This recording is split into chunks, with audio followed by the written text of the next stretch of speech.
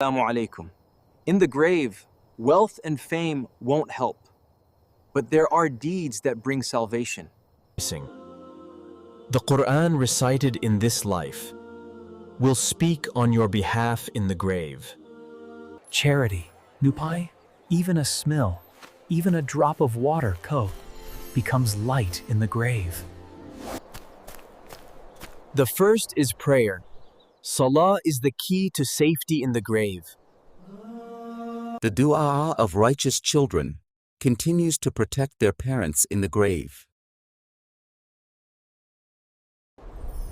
Kindness, honesty, and good manners pie. They make the grave spacious and peaceful. Deeds transform the grave into a garden.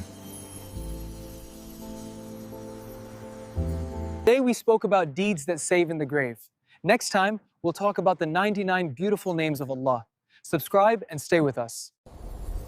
When a believer prayed sincerely, their prayer becomes a shield in the grave.